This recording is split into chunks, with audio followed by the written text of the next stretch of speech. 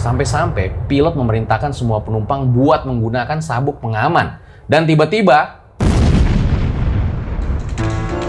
terjadi guncangan hebat dan saking kencangnya, guncangan itu membuat sabuk pengaman dari salah seorang penumpang terlepas. Dan setelahnya semuanya itu bersyukur karena dapat selamat. Erwin pun mengatakan kalau mereka ini dapat selamat karena mukjizat Tuhan.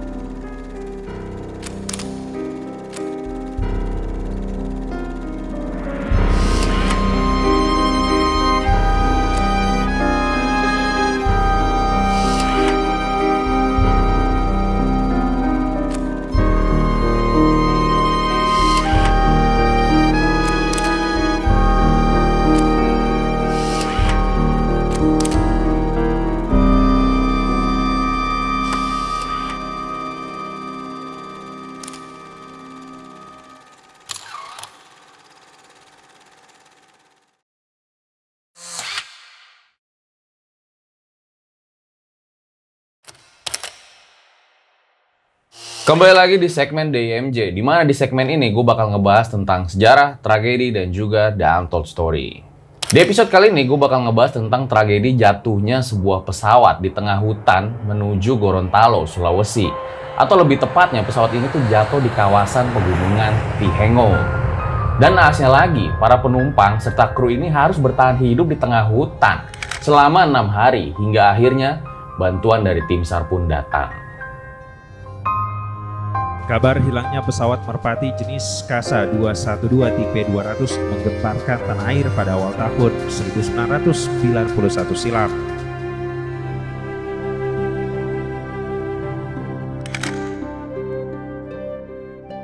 Bagaimana ceritanya? Semoga kisah ini dapat dijadikan pelajaran bagi kalian semua. Jangan lupa juga follow Instagram gue Drill Aditya sama mampir ke TikTok gue Drill Aditya. Berikut adalah videonya.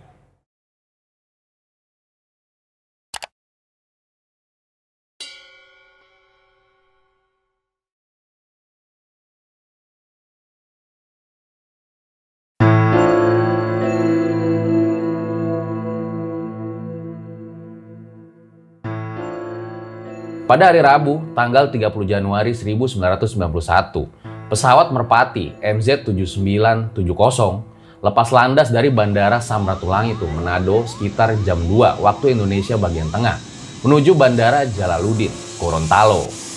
Di mana saat itu kondisi cuaca ya cerah aja terik, dan ini adalah cerita dari salah satu penumpang yang selamat yang bernama Erwin Gaisi.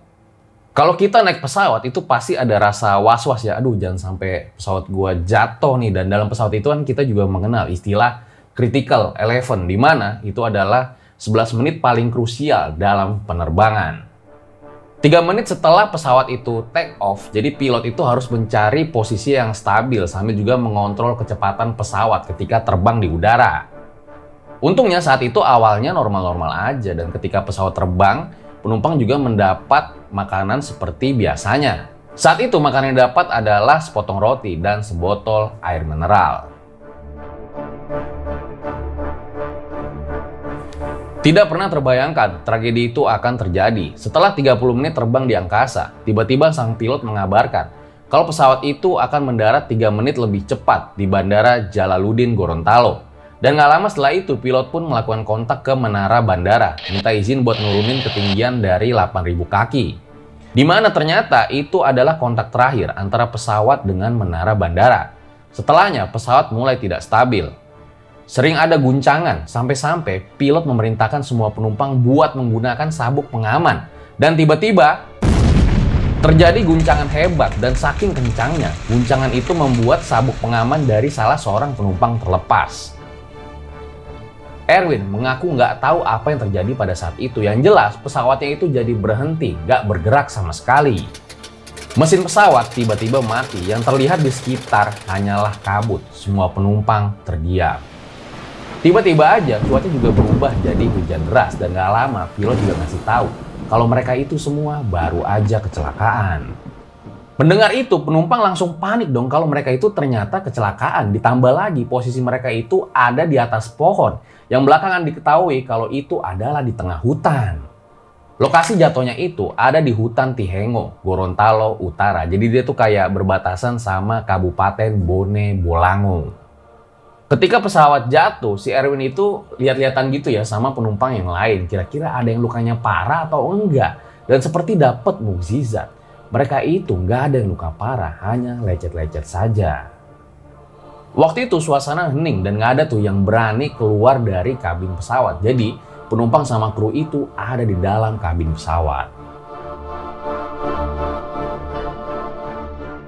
Karena semuanya ada di dalam kabin, lama-lama udara di dalam juga mulai habis. Para penumpang kehabisan oksigen.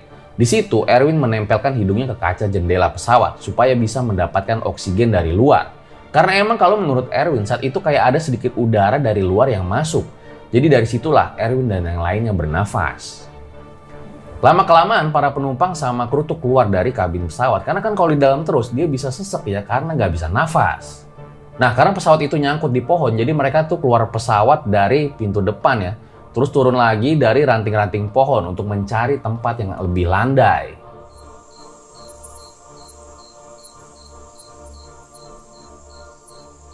Hingga malam pun tiba, karena mereka berada di tengah hutan, jadi mereka balik lagi tuh ke dalam kabin pesawat. Dan itu terus terjadi selama 6 hari sampai mereka semua ditemukan. Dan untuk masalah makanan, bekal roti sama air mineral yang ada di pesawat cuma cukup buat sekali makan saja. Sisanya nggak ada tuh persediaan makanan lagi. Yang mereka dengar pada saat itu hanya ada suara burung dan air terjun saja. Semuanya pasrah dan terus berdoa agar mereka itu dapat ditemukan dengan selamat. Nah, karena makanan sama minumannya habis, jadi mereka ngakalinnya itu dengan cara air botol mineral itu diisi sama air rotan. Yang katanya air rotan itu ternyata rasanya manis. Tapi ya sayangnya air itu hanya sedikit saja. Waktu itu para penumpang sama kru ini kayak buat kesepakatan gitu. Apapun yang terjadi jangan sampai mereka itu berpencar-pencar. Jadi mereka saling kumpul gitulah pada saat itu.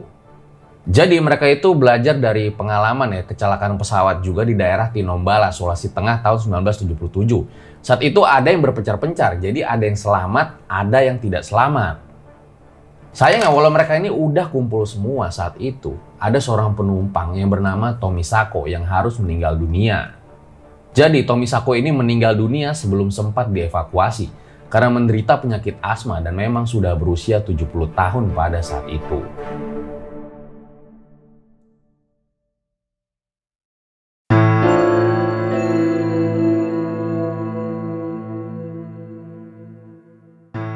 Selain Erwin, ada juga nih seorang penumpang yang bernama Paul. Untungnya pada saat kecelakaan itu, doi ini bawa semacam alat komunikasi kayak HT ya, handy talkie. Tolong ganti, tolong.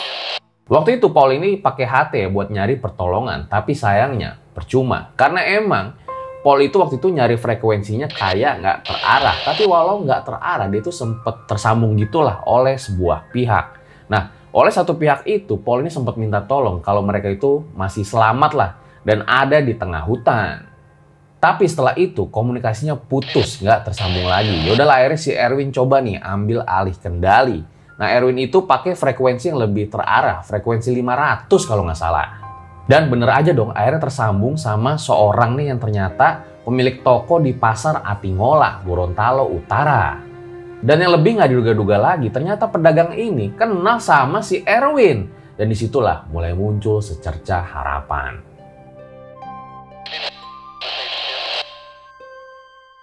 Setelah komunikasi ini, mereka mulai dapat titik terang. Tim SAR mengarahkan pencariannya ke Atingola. Disitulah Erwin menginformasikan posisi koordinat mereka kepada tim SAR. Akhirnya lokasi mereka berhasil ditemukan dan semua korban lalu dievakuasi secara bergantian dengan menggunakan helikopter Puma milik TNI AU sama helikopter Polri. Erwin dan yang lainnya lalu dibawa ke posko penyelamatan yang ada di sana.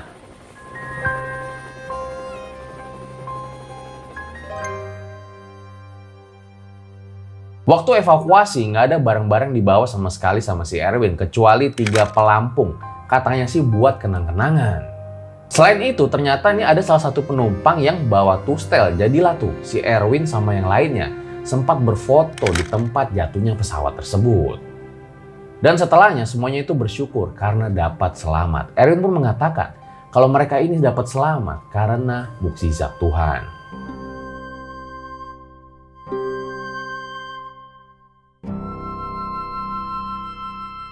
Nah, setelah proses evakuasi selesai, bangkai pesawat itu kayak ditinggalin dan seiring berjalannya waktu, pesawat itu juga tampaknya sudah mulai dilupakan. Hingga 23 tahun kemudian, katanya ada seorang warga lokal yang menemukan bangkai pesawat tersebut. Di mana kondisi dari bodi pesawat itu udah diselimutin sama semak belukar. Tapi, buat tulisan maskapai pesawatnya itu katanya sih masih terlihat jelas.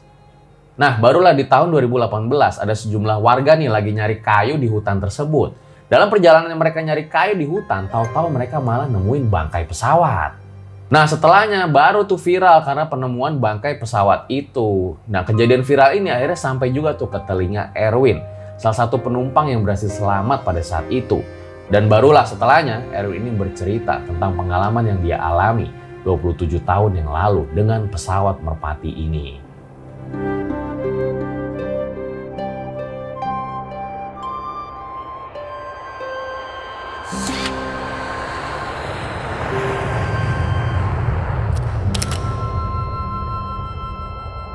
Itu dia guys, sebuah pengalaman hidup sangat luar biasa dari Erwin ya, yang mengalami langsung kejadian pesawat jatuh di tahun 1991.